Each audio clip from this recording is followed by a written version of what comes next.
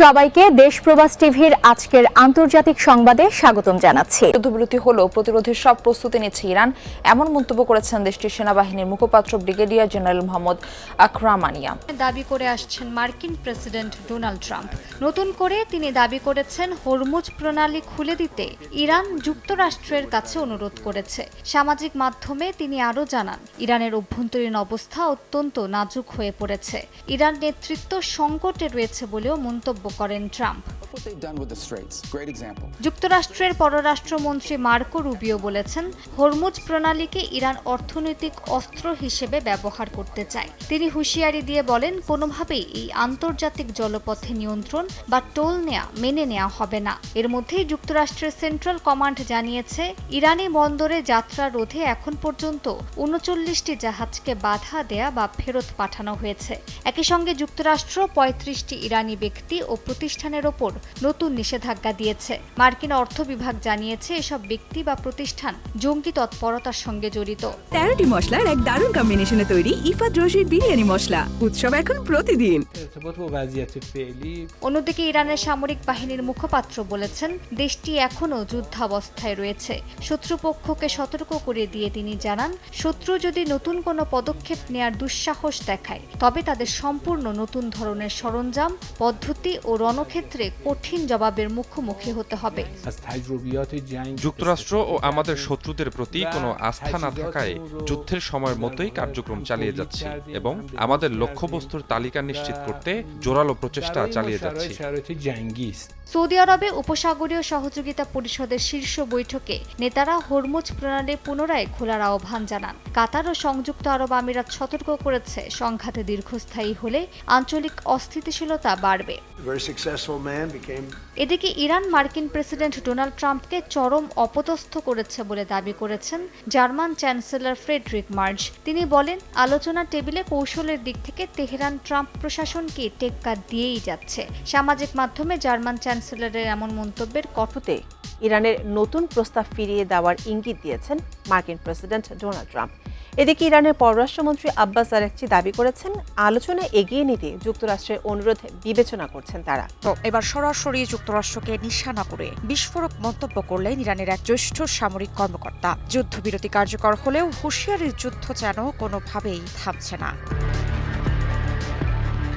সংবাদ মাধ্যম তেহরান টাইমসের বরাতে জানা যায়, ইরানের এক জ্যেষ্ঠ সামরিক কর্মকর্তা হরমুজ প্রণালীতে যুক্তরাষ্ট্রের হস্তক্ষেপের তীব্র বিরোধিতা করেছেন। তিনি হরমুজ প্রণালী নিয়ে হুঁশিয়ারি দিয়ে জানান, এটা ভেনেজুয়েলা নয় যেখান দিয়ে আপনারা সম্পদ লুট করবেন। এই মন্তব্য ঘিরে আন্তর্জাতিক অঙ্গনে নতুন করে উত্তেজনা তৈরি হয়েছে, কারণ এই প্রণালী বিশ্বের অন্যতম গুরুত্বপূর্ণ তেল পরিবহন রুট, যেখান দিয়ে প্রতিদিন কোটি কোটি ব্যারেল জ্বালানি প্রবাহিত হয়। ফলে সামান্য অস্থিরতাও বিশ্ববাজারে বড় ধাক্কা দিতে পারে।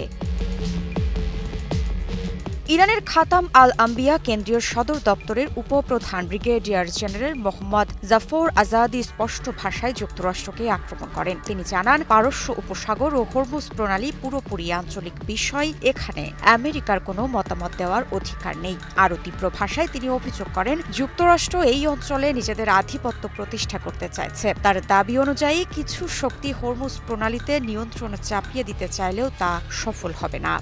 কারণ তিনি মনে করছেন, নতুন প্রস্তাবে পরমাণু কর্মসূচিকে যথাযথ গুরুত্ব দেওয়া হয়নি। এদিকে রুশ প্রেসিডেন্ট ভ্লাদিমির পুতিনের সাথে বৈঠক করেছেন ইরানের পররাষ্ট্রমন্ত্রী আব্বাস আরাকচি।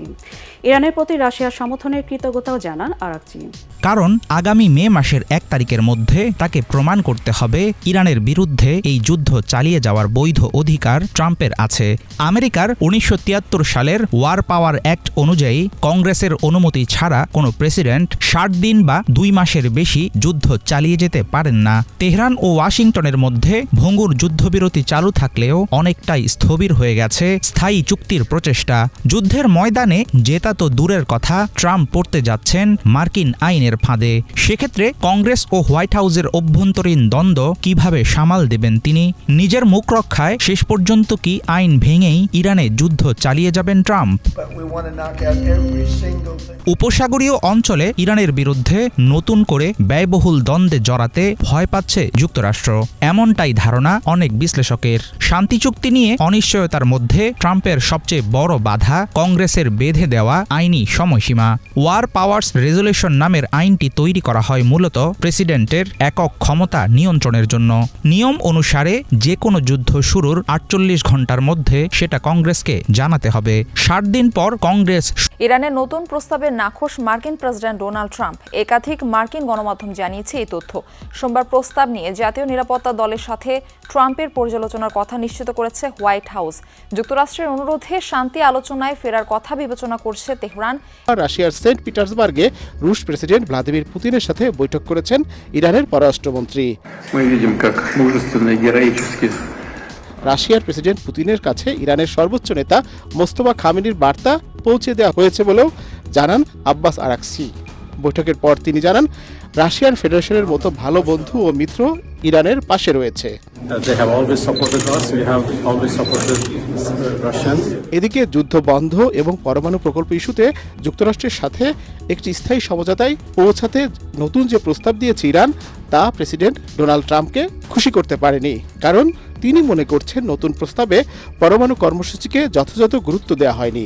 তবে ইরানের নতুন প্রস্তাব নিয়ে নিজের নিরাপত্তা উপদেষ্টা এবং মার্কিন প্রশাসনের শীর্ষ নিরাপত্তা কর্মকর্তাদের সাথে আলোচনা করেছেন Trump. He believes that other countries should pay for the privilege of coming into our country. যুক্তরাষ্ট্রের সাথে চুক্তিতে পৌঁছানোর বিষয়ে ইরান আন্তরিক বলে মন্তব্য করেছেন মার্কিন পররাষ্ট্রমন্ত্রী মার্কো রুবিও। তবে তিনি সতর্ক করে দিয়ে বলেন, যে কোনো চুক্তির ক্ষেত্রে অবশ্যই ইরানের পারমাণবিক অস্ত্র তৈরির পথ বন্ধের বিষয়টি নিশ্চিত করতে হবে। And I hope what people now understand is that we have a president, the 47th president of the United States is not a game player. গত 11 এপ্রিল ইসলামাবাদের বৈঠক ব্যর্থ হওয়ার পর যুক্তরাষ্ট্রের সাথে উত্তেজনা নিরসনে অতি সম্প্রতি 3 স্তরের নতুন একটি প্রস্তাব দিয়েছে ইরান। সবাইকে দেশ প্রবাস টিভির আজকের আন্তর্জাতিক সংবাদে স্বাগতম জানাচ্ছি।